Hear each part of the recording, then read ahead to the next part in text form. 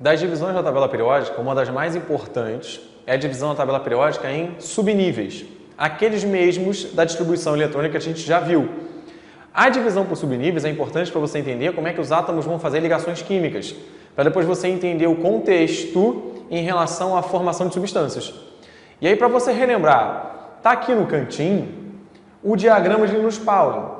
1S, 2S, 2P, 3S, 3P, 4S, 3D, 4P, ou seja, cada linhazinha horizontal que eu já representei aqui corresponderia a uma daquelas diagonaizinhas.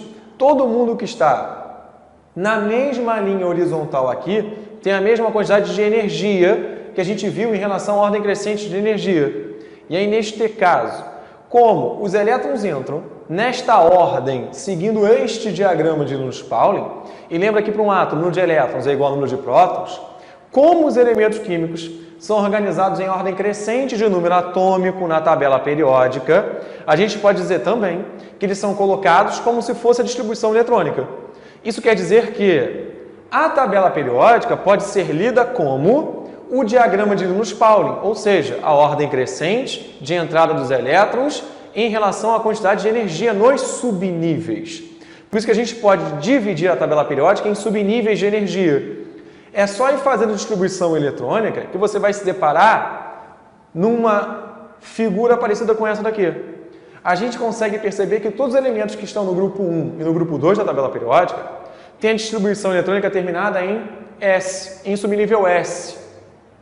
Ou seja, o hidrogênio, para começar, número atômico 1, ele é 1s1. Se você fizer a distribuição eletrônica do lítio que está aqui embaixo, ele é 1s2, 2s1.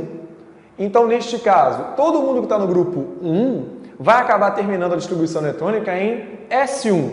O que vai diferenciar um do outro é o nível do último elétron que entrou. 1s1, 2s1, 3s1 para o sódio, por exemplo. Por isso que você consegue enxergar pelo final da distribuição eletrônica qual é o período correspondente ao átomo ou elemento químico, neste caso na tabela periódica, e o grupo. Então, se a terminação da distribuição eletrônica é 4s1, isso quer dizer que S1 ele acaba caindo no grupo 1 da tabela periódica.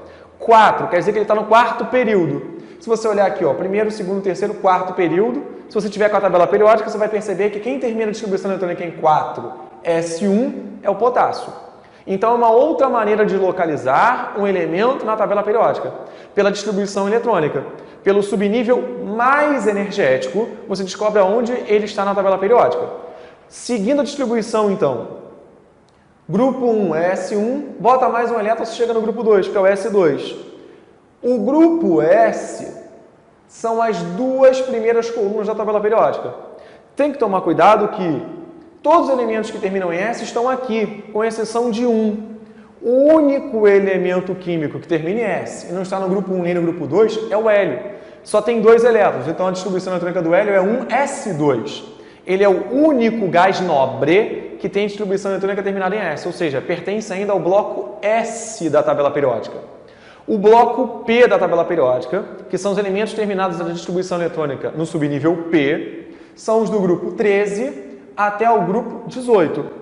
Então, neste caso, quem está no grupo 13 começa o bloco P, então termina a distribuição em P1. Por exemplo, o primeiro elemento daqui, que é o boro. A distribuição eletrônica dele é 1s2, 2s2, 2p1. Isso quer dizer que ele está no segundo período, grupo 13.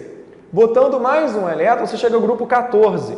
Então, se todo mundo do grupo 13 termina a distribuição eletrônica em P1, quem está no grupo 14 termina em P2, no grupo 15, P3, no grupo 16, P4, no grupo 17, P5 e no grupo 18 dos gases nobres, com exceção do hélio, que é S2, todos os outros gases nobres terminam em P6. O subnível S e o subnível P correspondem justamente aos elementos representativos da tabela periódica. Os elementos de transição, lembra que são aqueles do meio da tabela periódica, vão ter a distribuição eletrônica terminada em D ou F.